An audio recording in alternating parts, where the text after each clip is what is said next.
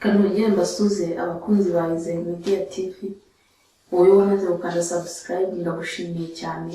Nawe utarayikanda kanda kunzogera uyikande rwose ujye ukomeza ukurikire ibiganiro byacu uko bigenda bikurikirana ubu wa mbere mu kureba ibiganiro byacu.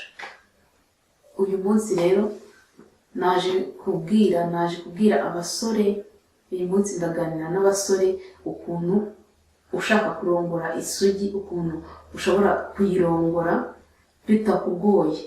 Abasore murabizi kurongora isugi biragora, ariko kandi hari abatazi ngo isugi imeze gutya. Hari ibiganiro byinshi twagiye tubagezaho, ibiganiro byacu twagiye tubabwira uko ushobora kureba umukobwa w'isugi ukabona ese uyu mukobwa ni isugi.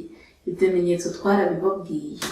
Niba wamaze kumenya se ko ari isugi mukaba mushaka kurongorana, ni gute ushobora kubikora? Cyane yuko kurongora isugi rega ngo burya ngo biranagora, ngo biragora. Abasore bajya batuganiriza, turabizi ngo kurongora isugi ni ibintu bigora, ariko kandi umuhungu iyo ahuye n'isugi nta hantu atajya bivuga pe. Umuhungu iyo arongoye isugi aba yumva ari nk'igitangaza kibaye, nubwo bigorana ariko aba yumva ari nk'ikintu kirenze. Ushobora kwibaza se nabikora gute? Ubundi isugi ni umukobwa utarahura n'imboro na rimwe. Umukobwa utarahura n'imboro na rimwe, mbese utararongorwaho na rimwe. Kabone nawe yaba yaraciye imyeyo ukomeza witwa isugi iyo utarabona imboro mu gituba cyawe. Icyo gihe aba ari umukobwa w'isugi. Umukobwa w'isugi rero niba mwamaze guteretana, mwamaze kumvikana yuko mugiye gukora imibonano mpuzabitsina mukagera mu gitanda, ntabwo ibyo ngiye kubabwira ushobora gukoresha ari ba bantu nyine bahita bafata ku ngufu.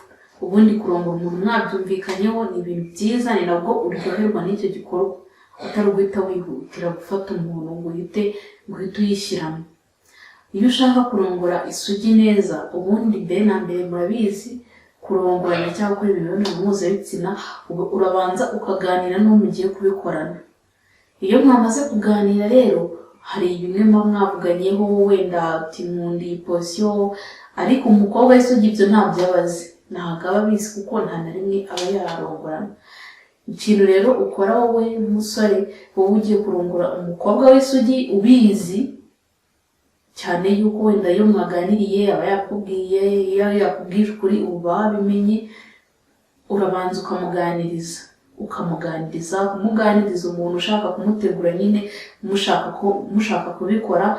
Urabanza nawe ukamuganiriza, mukaganira utuntu twinshi, umubwira amagambo meza, ariko ayo magambo umubwira urabanza nyine ugenda uganisha ku gikorwa cy'imibonano mpuzabitsina. Umuganiriza ariyo magambo werekezaho kugira ngo mu bwonko bwe bigende bijyamo ko byanze bikunze biri bube.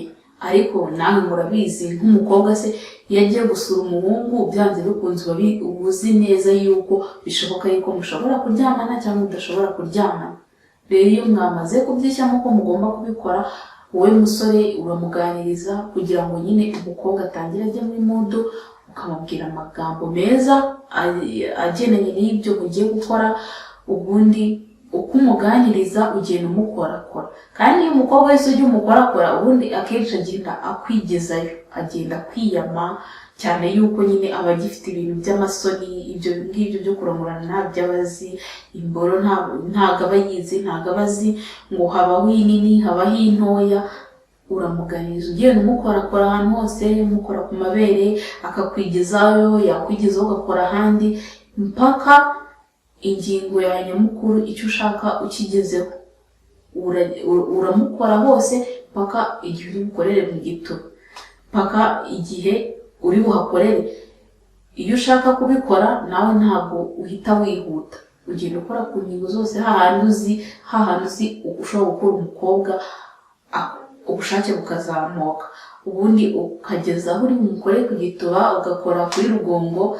Ibintu byo gushyuka ntabwo aba abizi, ariko iyo watangiye kumukora mu gituba cye atangira kwiyumvamo ko mugiye kubikora, ukagenda ukoraho gakeya kuko rugongo ni inyama yoroshye cyane. Ugenda ukoraho gake cyane ko abatanabizi, ubundi ukagenda wagazaho gake gake kugeza aho ari butangire gutandukanya amaguru. Iyo yatangiye kuryoherwa atangira gutandukanya amaguru nk'umuntu ushaka yuko mubikora koko. Icyo gihe wowe musore ufata imboro yawe, umutwe w'imboro yawe ugatangira kuyishyira mu gituba cye, ubundi ukajya uyikozamo gake gake kuko imyanya ye iba ikibumbye, haba hari imitsi bitaracika. Buri muntu wakoze imibonano mpuzabitsina atandukanye n'umukobwa w'isugi, imitsi iba hari imitsi iba twavuga ko yaturitse cyangwa yangiritse, bikamenyera hakamenyera, noneho wowe isugi we iba itaraturika. Rero iyo ugiye gushyiramo imboro yawe, yaba ntoya yaba nini cyane ko ari ubwa mbere bigiye kujyamo, ushyiramo gakeya witonze kuko iyo mitsi byanze bikunze biri buze gucika. Umukobwa rero urabizi, usanzwe umenyereye kurongorana, ubundi hari ukuntu nyine ahita akwereka yuko abyishimiye, agatangira agataka bimwe biri romantike, agatangira akishima ukabibona. Ariko umukobwa w'isugi ntabwo ariko bimeze, ahubwo we aba arimo arababara, ubona nyine akwigezayo. Icyo gihe rero uyishyiramo gake gake, ukagenda uyishyiramo gake gake. Iyo yamaze kugeramo, ntabwo umukobwa w'isugi navuga ngo ahita aryoherwa, kubera yuko icyo gihe aba akibabara. Wowe uyishyiramo gakeya, ubundi ukagenda ugisohoramo, ugakubita ku mishino, hahandi nawe azatangira kubyiyumvamo, ku buryo n'ubutaha uzajya kumukumva arakwiyamagariye ati nze musure.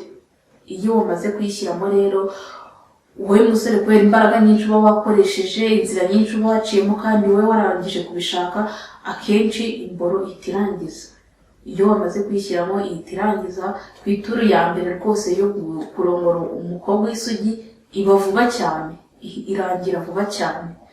Rero iyo ushaka nyine gukomeza, ubwo nyine uba witonzeho gakeya. Iyo agukundiye urongera, iyo atagukundiye nyine umuha amahoro ye ukabyihorera. Ariko hagati aho hari n'abakobwa biyitirira ko ari amasugi. Hari ibanga abasore batazi yuko hari abakobwa ashobora kwiyitirira isugi ukagira ngo ugiye kurongora isugi. Ese wowe mukobwa, niba wagiye gusura umuhungu ubizi neza ko bishoboka ko biri bube, kubera icyo udashobora kumuhereza igituba neza nk'uko wagiye ubizi? Hari abakobwa bigira nk'ari amasugi, ahantu umukobwa azaza kugusura agatangira nyine yigirisha amasoni, wajya kwishyiramo akabyanga, akakurwanya, akajya kubumba amaguru. Hari ikintu ushobora gukora kugira ngo ubimenye neza ko ari kubera. Ubundi ikintu kizakwereka yuko umukobwa atari isugi yuko ari kwiyitirira ko ari isugi, ni hahandi uzajya kuyishyiramo akakugora, akazana iby'amasoni akakwigezayo, umukahise akwigezayo. Iyo wamaze kuyishyiramo, umukobwa utari isugi ahita atandukanya amaguru, akaguhereza igituba neza, ukabona mbese yishimye, ukabona byatangiye kumujyamo cyane ako kanya.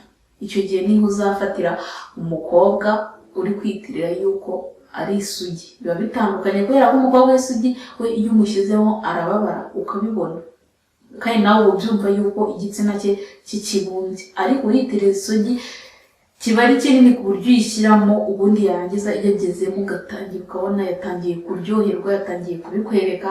N'abakobwa mwe rero inama nabagira, niba utari isugi si ngombwa kubyitirira, cyane yuko hari n'abasore benshi batabikunda kubera yuko bibagora. Mujye mubahereza igituba neza nk'uko wakimwemereye, nk'uko wagiye ubizi neza yuko mushobora kurongorana, ujye ukimuhereza.